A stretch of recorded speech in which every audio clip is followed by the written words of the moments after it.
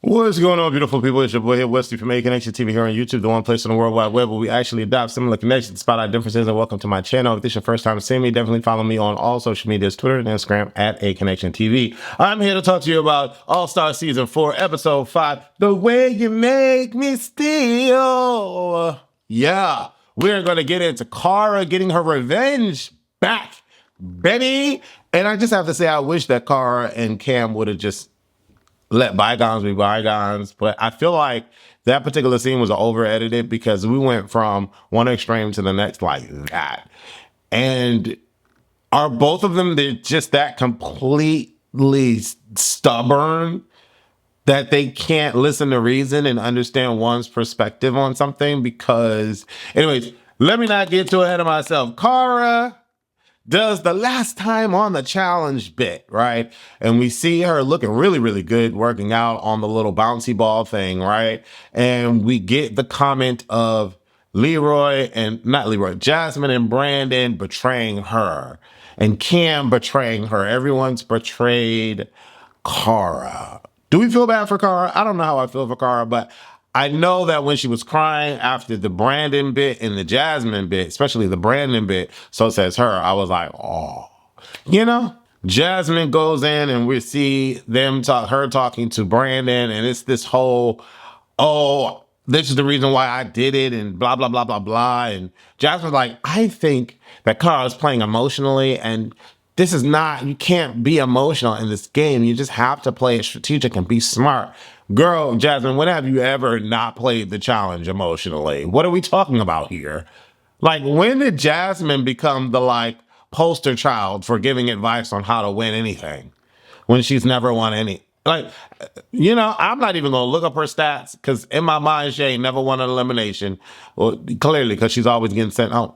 I don't know. What has Jasmine won? Y'all put it in the comments because I'm not looking it up. Cara says she's going to get revenge on everyone, and Adam is getting his hair cut by Leroy. Now, in the midst of this, like, kumbaya, my lord moment, right, where we get to see Leroy doing his thing, dizzle for shizzle my nizzle, Adam is like a far stretch, right? Like, where did Adam come from to getting his hair done by Leroy? But then they make it seem like, oh, you know, Adam's gonna have Leroy's back and Adam's gonna be there for Cam. And if Leroy gets X'd out, Adam's gonna be there to protect Cam. And Adam respects Leroy and how he treats Cam. And like, Adam, Leroy, Adam, Leroy, Adam, Leroy. And I'm like, okay, either Leroy's leaving or Adam's gonna send Leroy, and some kind of betrayal is gonna happen because there's no reason why all of a sudden Adam and Leroy are besties and we're seeing this.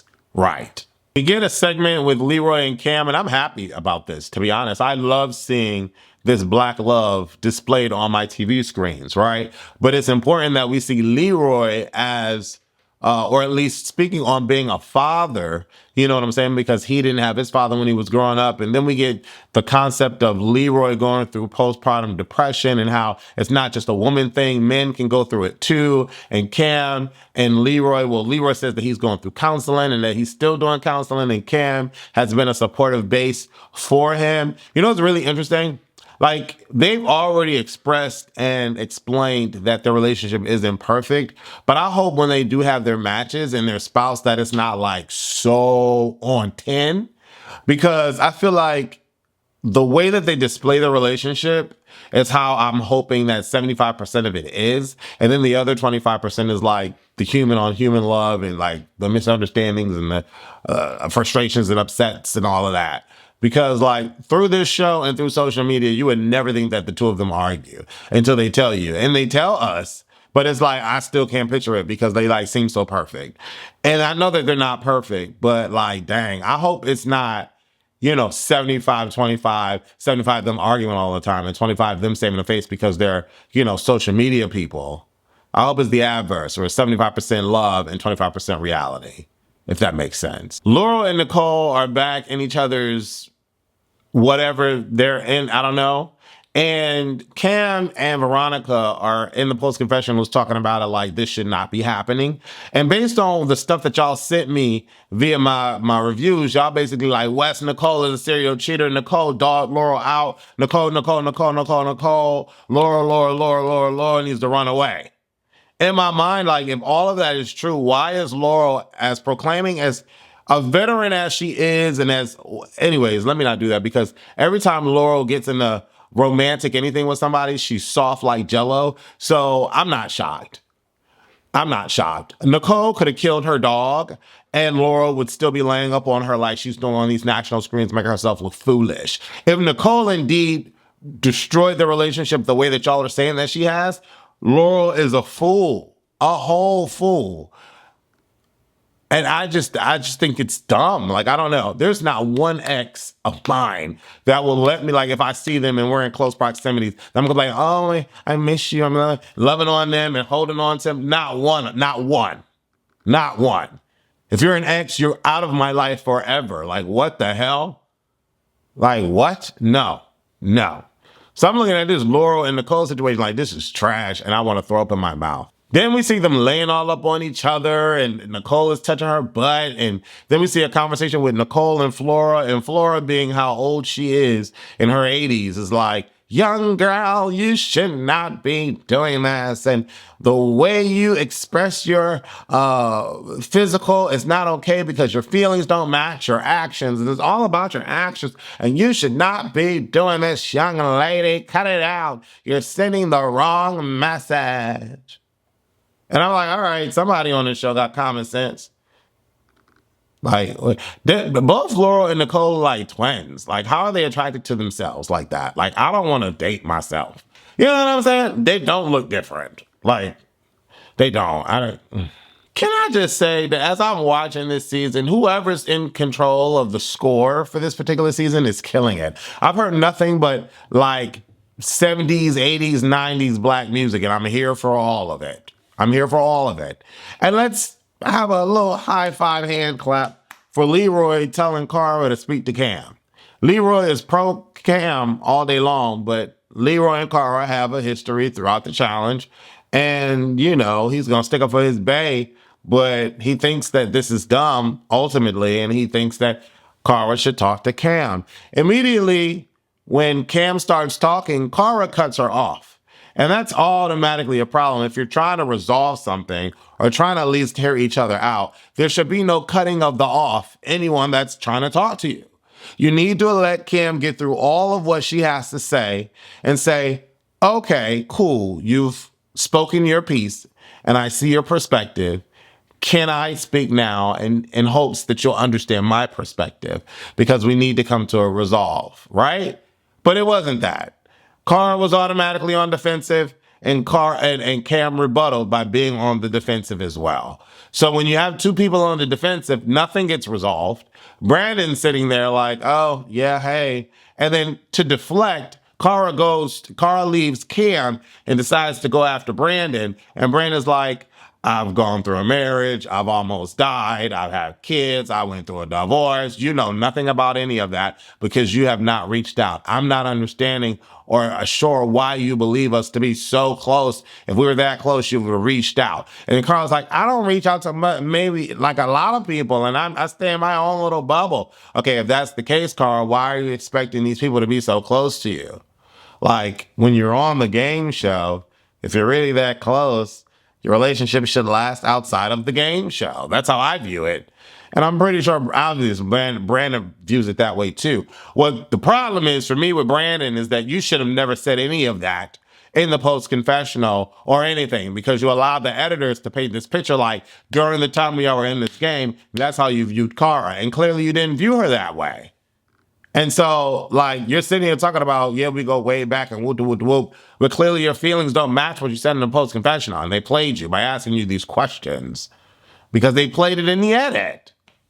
So nothing is resolved between Cara and Cam, and I feel like it was a waste, an utter waste. But what's even more annoying is now Cara feels like Leroy is a part of the scenario in terms of not, if you don't like Cam, you can't like Leroy. Leroy is one of the greatest guys ever to grace the challenge. And so, like, guilty by association, I guess. And, you know, the two of them together are always a unit. So it does make sense to get them, like, away from each other. But, like, I don't know. It should have ended differently. We get to the bobblehead challenge, which is a reimagining or bringing it back of it from season 17. And, you know, Brad, Leroy, Nicole, and Jasmine go first. And Brad, like, F's it up for the whole entire team, and it's a men's elimination. So Nicole, Jasmine, and Leroy, damn for sure Nicole and damn for sure Leroy, handed Brad his ass to eat. Okay, after the challenge, they were cussing him out, and I'm like, wow, I've never seen a team like attack someone so badly for losing for them, because Brad did lose for them. Throughout this whole challenge, this elimination was dumb. I mean, the challenge was dumb. I didn't really care for it. But the middle group ends up being a group comprised of Cara, Veronica, Ace, I believe, and a couple of other people, right? And so Cara ends up being in the middle group, which means she gets to decide on who's going in the bottom or who's going in elimination. It's the men's elimination day. And Leroy and Brandon, although on opposing teams, both end up in the bottom to pick from the pickings to go into elimination. Cara's like, I want my revenge back. Veronica's like, I need to get my revenge back to Cam because she got out Rachel, my ace spoon coon. Everybody's not liking the Cam and Leroy dynamic, which is what Ayanna said in the beginning. Boom. So Leroy's going in. When we get back, Cara is like, oh, well, hey, guys, I hope y'all do well in the competition. It's a game, and blah, blah, blah, blah, blah. I'm like, girl, miss me with all that, Cara.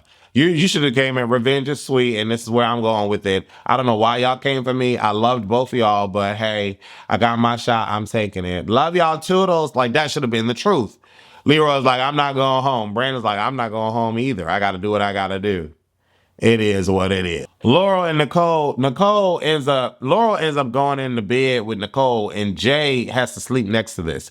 I'd have a problem with it. I'd be like that girl, that Russian chick from the last season that was cussing out Nerys from being in the bed with Horatio. What's that girl? I couldn't stand that girl. Whatever her name was, I'll be her. I'll be like, excuse me, y'all cannot be doing this right next to me. This is nasty.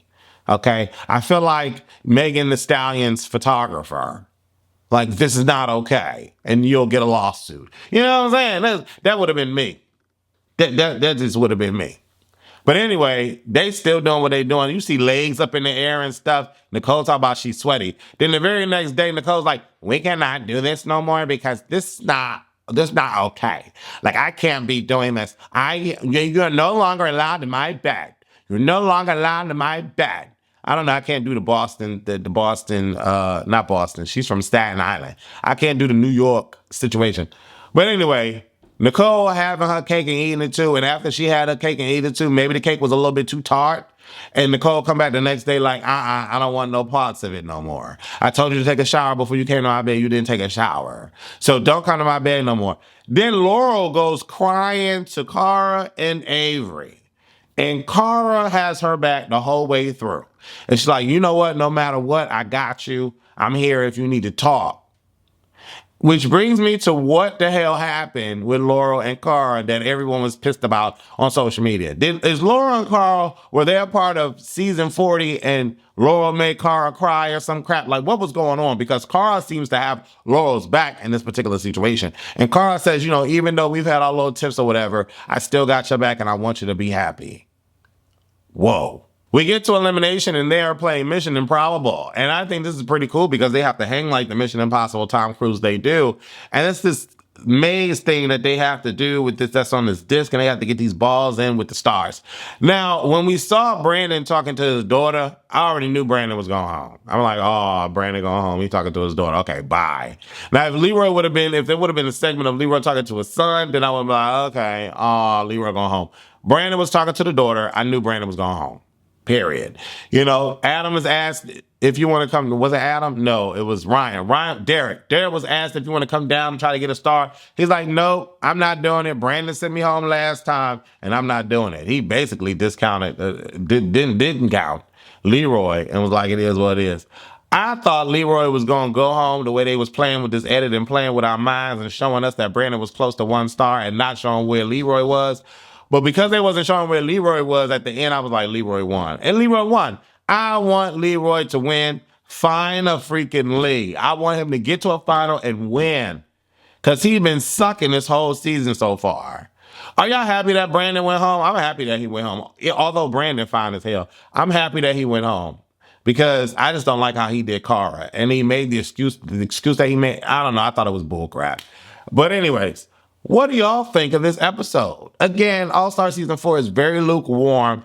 I like the elimination rules that they have to, everybody got to get a star to go to the final. I think that's really, really dope. Hopefully they doing that on season 40. But other than that, let's give it real lukewarm. And leave your comments below. Let me know what you thought. Love for y'all. Thank you for watching. Deuces.